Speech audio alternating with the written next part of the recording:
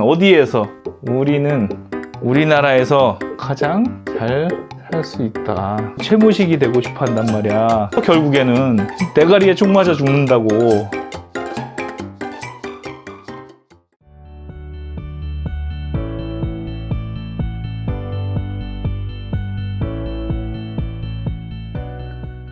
안녕하십니까. 오늘은 퍼펙트 스톰에 관한 이야기를 좀 해보겠습니다. 퍼펙트 스톰 언제 오는가? 퍼펙트 스톰이 뭡니까? 라고 얘기를 해주면 경제의 폭망에 관한 이야기입니다. 왜냐면 영화 퍼펙트 스톰이라는 게 있습니다. 그래서 퍼펙트 스톰이 오면은 그냥 죽었군 하고 죽는 거다. 이게 언제 가장 유행을 했었냐면은 2015년 부동산에, 그다음에 경제에 퍼펙트 스톰이 온다라는 말을 너무 많이 했었습니다. 그런데 문제는 뭐냐면은 2015년 이후에 퍼펙트 스톰이 안 오고 부동산이 폭등하죠. 폭등을 하면서 이런 이야기가 사라졌습니다. 근데 지금 최근에 와가지고 무슨 이야기가 나오냐면은 2023년에 금리 인상발 또 경제 폭망론이 또 일고 있습니다. 그래서 이 현상에 대한 이야기를 좀 해보고요. 과연 우리나라는 퍼펙트 스톰이 언제 올 것이냐에 관한 이야기를 좀 해보도록 하겠습니다. 경제 폭망론입니다. 이거 언제부터 시작됐냐? 이거는 원래 우리나라가 경제가 폭망한 적이 한 번 있어요. 누구나 알고 있는 폭망했던 때가 1997년이고요. 이때가 IMF가 왔었죠. 근데 IMF가 와서 망했냐? 망하진 않았어요. 여기서 뭐가 문제였냐면은 현금 흐름의 문제였습니다. 이 현금 흐름이 안 좋았고, 그 다음에 이 현금 흐름이 외화랑 수입이랑 수출에 관련된 업종에 있던 사람들이 굉장히 힘들었던 거예요. 왜냐하면은 갑자기 낮았던 외환이 갑자기 상승을 하면서 그 갭을 어떻게 해놓을 수가 없으니까 그게 가장 문제가 됐던 것입니다. 그리고 나서 경기가 다시 좋아졌습니다. 그리고 나서 2008년이 되면 뭐가 생기죠? 리만 브라더스의 파산이 있으면서 글로벌 금융 위기가 닥치죠. 근데 우리나라는 용케 잘 피해갔습니다. 이 영향권에 있지를 않았었고요. 그 다음에 이때는 통화 스와프라는 것들을 잘 했습니다. 이때 미국하고 관계가 좋았기 때문에 잘 넘어갔죠. 그러다 보니까 어떤 문제들을 가지고 이야기를 하냐면은 분명히 망했어야 됐는데 안 망했잖아요. 그러니까 뭔 얘기가 자꾸 나와? 망해야 된다는 얘기가 자꾸 나오는 거예요. 그래서 이때부터 시작돼가지고 자, 미국이 망해서 그 다음에 어디로 갔어요? 미국 다음에 유럽으로 간 다음에 돌고 돌아서 어디로 온다? 아시아로 올 것이다 라는 이런 분위기가 있었고, 그 분위기 속에 뭐가 있었냐면은 2008년부터 부동산이 폭등 후에 폭락이 있었습니다. 그러다 보니까 이제 이 정도로 폭락했으면 작살이 나야 되는데 작살이 안 나는 거야. 그래서 이때부터 뭐라고 나왔냐면은 계속 2009년에 망한다, 2010년에도 망한다, 11년에도 망한다, 언제까지? 15년까지 망한다. 그러면서 이 15년까지 오면서 초이노믹스 이런 얘기가 나오죠. 초이노믹스를 한마디로 얘기하면은 빚내서 집 사라. 그러니까 여기에 반발해가지고 망한다 해가지고 2015년까지 계속 망한다 나왔던 거지. 그때 산 사람들은 지금 꿀을 빨고 있죠. 그래서 퍼펙트 스톰이 어디에서 왔어요? 2017년부터 2020년까지 부동산 폭등이 오면서 이때 안 샀던 사람들이 벼락 거지가 된 거야. 오늘 얘기하고 싶은 거는 우리가 지금 2023년에 다시 경제 폭망론이 왔는데 우리가 경제 폭망론이 아니라 또 폭등론으로 갈 것이냐 그 얘기를 하는 게 아니라 우리는 이렇게 살아왔다.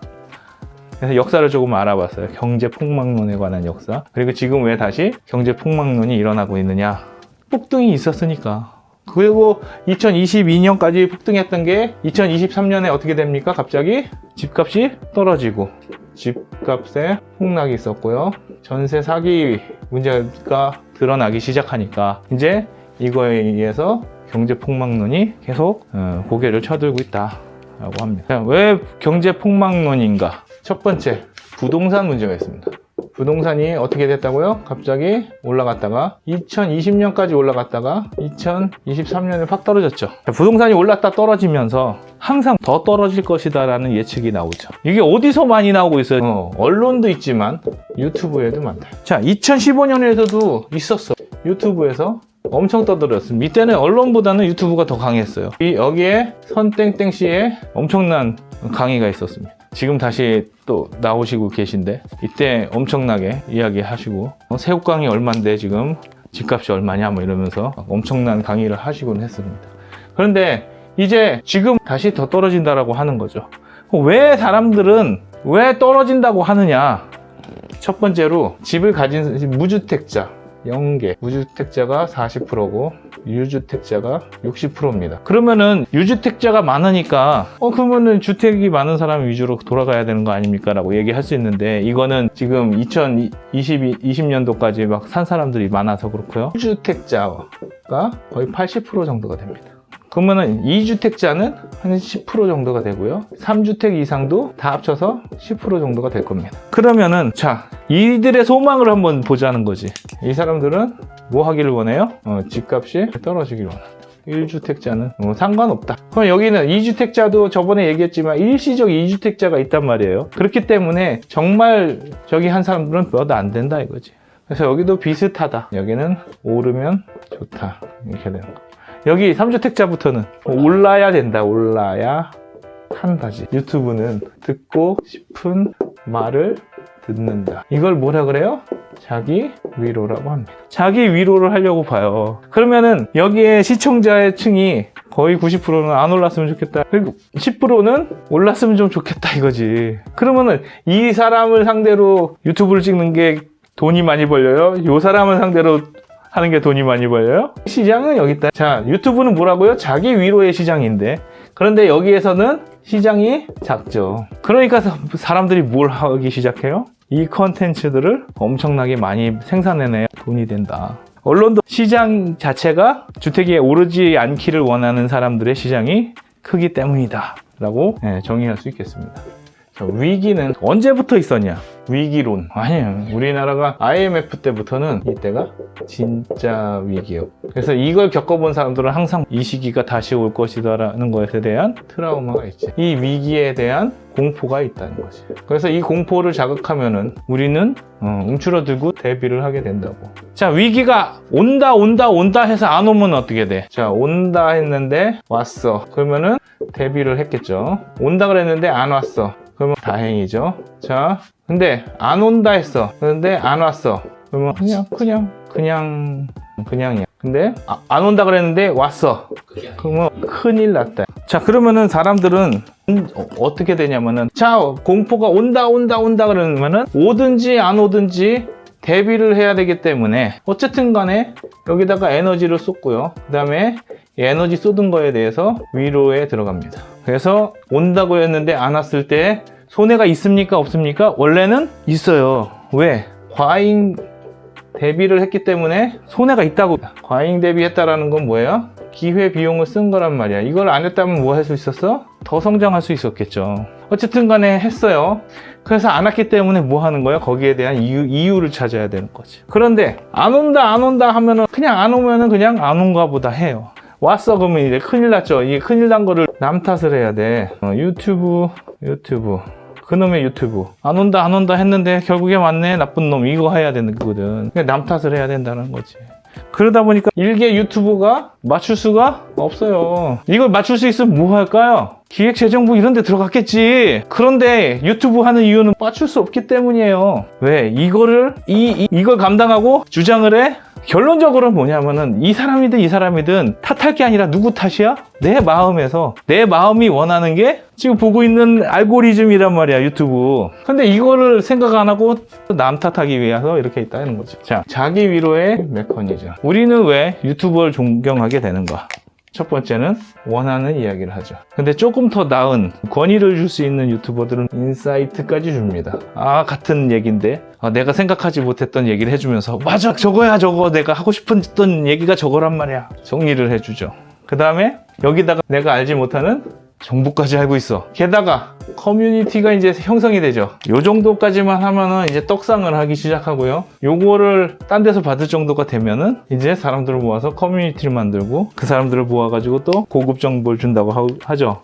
그 고급 정보를 뭐라고 합니까? 시라시라고 하고 예측까지 하는 거야. 돗자리를 까는 거지. 그러면서 이제 점점 사이비 교주가 되는 과정이다 이거야. 그래서 많은 유튜버들이 사이비 교주가 되고 있다. 퍼펙트 스톰을 기다리는. 그러면 퍼펙트 스톰은 결국에는 인디언 기우제다. 자, 위기 올까요? 안 올까요? 올 거야. 언제? 올 때까지. 올 때 올 거야. 근데 이 폭망론은 언제까지? 망할 때까지 올 것이다. 우리는 어떻게 폭망론이 떴을 때 대해야 하는가 하는 거죠. 그러면 첫 번째로는 이제 그동안 이 경제 폭망론이 없다면 사람들은 뭘 하냐면은 투자를 했을 거란 말이야. 그러면 경제 폭망론이 되게 강해지기 시작하면 투자를 멈추어야 된다. 추가 투자는 하지 말아야 된다. 물론 투자한 걸 뺄 수도 있고요. 투자한 거를 적당히 조정하는 것도 필요하고 이런 대비를 해야 됩니다. 이 대비라는 게 뭐냐면은 리스크를 관리하는 겁니다. 리스크 관리를 헷갈리지 말아야 될 게 뭐냐면은 리스크 회피가 있습니다.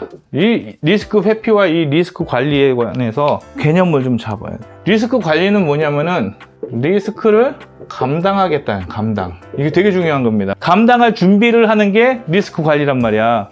그런데 리스크 관리를 안 하고 리스크 회피하는 건 뭐야? 리스크를 피하는 거죠. 감당과 탈출은 다릅니다. 자, 감당을 하면은 뭐 하는 거냐면은 위기의 기간, 버티기에 들어가는 거야. 이것도 투자라는 거지. 근데 이거를 피한다고 하면 투자를 안 하는 거죠. 물론 잘 피할 수 있으면 좋은데. 그런데 위기의 기간이 끝나면 바로 다시 회복이 된다고. 자, 두 가지를 이야기해 봅시다. 자, 위기가 왔어요. 위기가 오면 하염없이 떨어진단 말이야. 그러면 이렇게 하염없이 떨어질 때 여기서 이게 팔리는가? 위기가 왔다라는 건 뭐야? 모든 사람들이 안 사겠다고 마음을 먹었을 때가 위기란 말이지. 뭐 살 수도 있고 안 살 수도 있으면 이게 위기가 아니야. 그러면 계속 안 산다고. 언제까지 안 사? 위기가 지나갈 때까지 안 산다고. 그럼 이걸 버티기를 해야 된다는 거지. 그게 뭐예요? 리스크 관리라고. 위기가 왔을 때 나는 이걸 버틸 수가 있는가 하게 만드는 게 리스크를 감당하고 관리하는 거라고요. 근데 리스크 회피는 뭐예요? 이게 오기 전에 빠져나가야겠다라는 거잖아요. 그러니까 이거를 모른다는 거지. 내가 이게 오기 전에 빠져나갈 수 있냐는 거지. 이 타이밍을 잡겠다라는 거야. 내가 이렇게 떨어지기 전에 이 타이밍을 내가 잡겠다라는 건데 잡을 수 있는가 모르겠고, 그것도 모르겠고, 내가 빠져나왔을 때 그 다음에 바로 위기가 오는가 그것도 모르겠다라는 거야. 근데 이렇게 빠져나왔다 그러면은 잘 빠져나왔으면 다행인데 그게 안 될 수도 있으니까 감당을 하게 만들어 놓고 이 기간을 버텨보면은 내가 생각했던 것보다 빨리 올 수도 있고 내가 생각한 것보다 늦게 올 수도 있다고요. 그렇기 때문에 이 위기의 기간이 얼마인지를 예측할 수 없다고. 이게 언제 오는지도 모르지만은 언제 끝나는지도 모른단 말이에요. 그러니까 우리는 뭘 해야 돼요? 이거에 대한 반응을 준비해야 되는데 반응을 준비하지 않고 난 리스크를 안 지겠다 이런 마음 먹으니까 투자가 안 되는 거거든. 그래서 이 회복기가 왔을 때 다시 반등이 되겠죠. 그럼 반등이 되면 여기서 쭉 오를 거란 말이야. 이렇게. 그럼 이때 살 수 있냐 이거야. 누가 봐도 회복이고 누가 봐도 반등인데 이때 살 수 있냐고.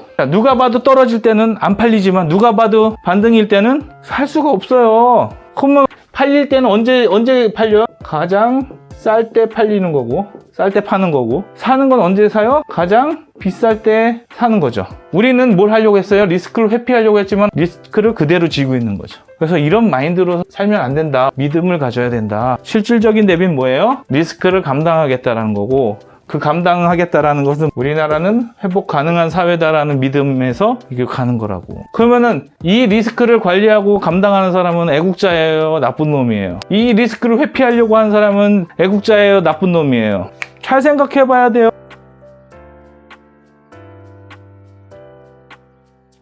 우리가 헬조선 뭐 이랬었잖아. 헬조선. 자, 이런 조선은 망해야 되느냐? 자, 망해도 싸다. 이런 마인드가 있어. 그러면은 어떻게 할 거야? 망해도 싸면 이제, 자, 망해도 싸 그러면 할 수 있는 행동은 하나밖에 없어. 이민. 그런데 우리나라에서 우리의 위치가 나쁘지 않아요. 근데 우리나라도 하나 못 살리면서 외국에 가면 잘 사냐 이거지. 우리나라에서 자란 여러분이 가장 잘 살 수 있는 가능성이 높아요. 우리가 태어났으면 어디에서? 우리는 우리나라에서 가장 잘 할 수 있다. 자꾸 우리는 카지노 보고 채무식이 되고 싶어 한단 말이야. 결국에는 대가리에 총 맞아 죽는다고.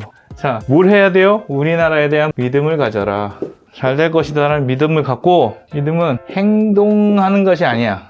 내가 우리나라를 믿으면 내가 나서서 돌 들고 축창 들고 정부 찔러가면서 너네는 나쁜 놈이야 이렇게 하는 게 아니라 우리는 믿고 믿으면 반드시 기다림을 수반합니다. 인내를 수반하고요. 기다리고 인내할 수 있다라는 거라고. 당장은 망할 것 같아도 퍼펙트 스톰이 올 것 같아도 믿음과 기다림을 갖고 인내해야 된다. 그래서 결국엔 뭐 하는 거다? 내가 믿는다는 것은 버티는 것이다. 상황이 아무리 안 좋아도 버티는 것이다. 그래서 아까 전에 마지막으로 얘기했지만 리스크를 관리한다는 것은 뭐냐 하면은 감당할 것이다. 이게 리스크의 대비입니다. 내가 이 리스크를 피하겠다. 이거는 뭐예요? 이 나라에 대한 믿음이 없는 거야.